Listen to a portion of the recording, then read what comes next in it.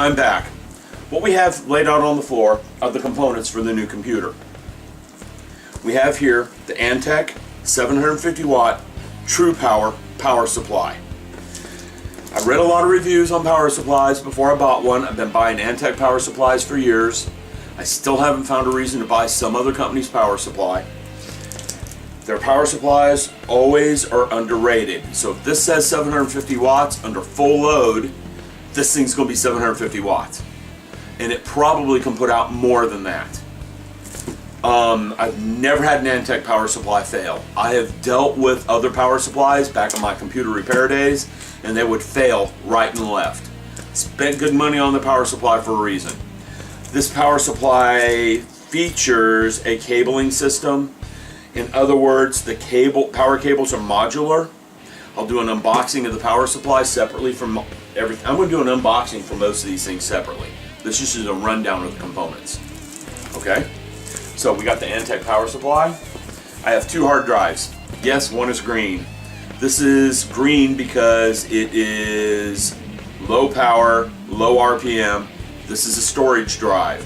It's a 1.5 terabit storage drive. Videos go here, MP3s go here, photos go here, documents go here. Operating system, games, programs do not go here. So it doesn't have to be fast.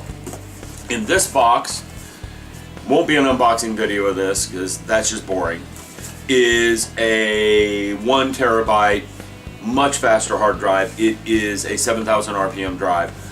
They're both SATA hard drives. This one is the new spec hard drive to go with the new motherboard. Won't be an unboxing of the hard drives. Like I said, that would be boring. Here, I have an iCore 7 Intel. First Intel processor I've dealt with in a very long time. I've been buying AMD for a long time. But when I started looking at the reviews, I just couldn't go AMD this time. Sorry, guys. All the specs were saying, go Intel. This one is not the top end Intel processor. It's about the 4th down in the line. It's a i7-930. I picked it because if I went top of the line, that was $600 more than this one. And I was gaining about 20% performance for $600. The next couple up were $200 more than this one, and I was gaining 5 to 10% performance. 5 or 10% performance isn't worth $200. I'd rather throw one hell of a party with 40 or 50 of my closest friends for $200 and get everyone roaringly drunk. Just my viewpoint on this. I didn't go all out on the processor. Okay, here's the motherboard I'm using. Gigabyte. They say it has 333 on front. It's a X58A-UD3R. Not a top-end motherboard, but pretty damn close. It had a lot of features I was looking for. I don't use computer speakers with my computers. They're plugged into a Yamaha amp, driving some fairly large speakers. Reason for that is my computer's hooked up to a very large monitor. I also use it to watch TV, play games on, a bunch of other things. So I don't want computer speakers next to a regular stereo system. So I was looking for an optical out on the motherboard to go into the Yamaha amp. This motherboard had it, higher end boards didn't, so I went with this board for that consideration. This board was also on sale for $50 off. I paid $200 instead of $250 for the board. It has USB 3.0, SATA 3.0. It supports both NVIDIA's multiple video card setup as well as AMD's multiple video card setup. So I can go with either system. But after doing research, NVIDIA's multiple card system, adding a second card improves performance by damn near 100%. AMD's multiple card video system does not improve performance that much. I'm going to go with NVIDIA, but I probably will stick with one video card. You'll see why in a minute. But this board should do everything I want.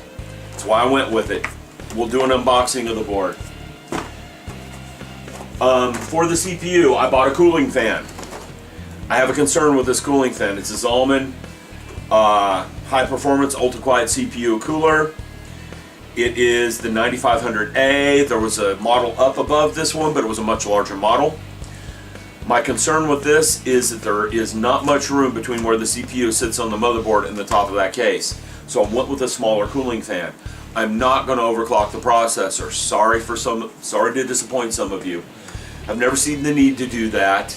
Your performance gain versus the life of the processor, I don't know if it's worth it. Although that motherboard supports overclocking very well.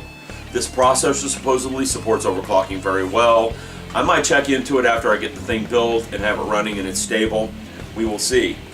This fan would work great for overclocking. It's one of the reasons why I bought it. No water-cooled system. I've never messed with that. I've got enough aquariums and enough water falling everywhere from aquariums. I don't need it coming out of my computer. So just not going to water cool. But one thing with the i7 processors, the Zalman cooling fans are not made for them, so you have to buy an adapter socket. The adapter socket isn't too much more expensive. The website where I bought all these things, there were lots and lots of complaining about that. But hey, for a few dollars more, it fits my processor and my motherboard. Without a few dollars more, it wouldn't fit these things, and I'd have to use a much larger cooler that doesn't perform as well. I'm going to go ahead and spend the extra money on this. Memory. Didn't go high end on the memory. This is OCZ high performance DDR3 memory. It says low voltage. The latency isn't as high as the more expensive memory. I have 8 gigs, 4 gigs on 2 strips. I plan on buying another 8 gigs in a month or two once the system's up and running and stable, so I'll have 16 gigs of memory total running on the system. Again, I didn't go all out on this because if I bought the most expensive high performance memory, I was doubling the price. I did not see spending $400 for 8 gigs of memory at the high end to get 3 or 4% in performance. I went with the more of a budget mind. This is close to high-end memory. The latency is a little bit lower than I could have gotten otherwise, but I saved a couple $100 by not going high performance. I took all that extra money and stuck it in the monster video card. Don't know why I did this other than I do play games on the computer occasionally. I want my games to look good. I'm using a very large monitor. This is the NVIDIA GeForce GTX 4800. It's the reason why I went with the 750 watt power supply, to be honest with you. I don't need that big of a power supply for all that stuff over there. This sucker's going to suck the power. This sucker's going to require the cooling that case is putting out. From what I understand, in the wintertime I won't have to run the heater on the house with this running. It's that bad with the heat. Well, it's not that bad, but you get the idea. With enough air moving in the case, this thing's going to be putting out some warmth. And I will do an unboxing on this video card also, separately. Media drive. This disappointed me. No, it didn't. When I pulled it out, I thought it was a tan face. It is a black face drive. This is just a DVD burner. Plain old simple DVD burner. Got it for 20 bucks. I also have a Blu-ray drive, but I'm going to have to pull that out of the old computer because I didn't want to spend another $100 on a Blu-ray recorder. Already did that once, so I'm going to salvage that from another computer. That's basically the components that will be going in that new case I have. The case was a Thermaltake Element G case. There's a separate review of the case. I will also do an assembly video so you guys can help watch me put the computer together. I know this is off topic for some of the videos I put up, but some of you guys probably just go to your big box electronics store and buy a computer. I do that for work, simply because I'm looking for the cheapest thing possible. But for home, I don't do that. I'm going to be editing videos. That eats up a lot of CPU time. I want something that's going to be able to handle that. This computer, the processor, the i7-930 is a quad-core processor. And I have to check, but I'm pretty sure the video editing software I use is multi-thread, so it can handle the 4 processors. That will speed up rendering time. Well, that's pretty much the review.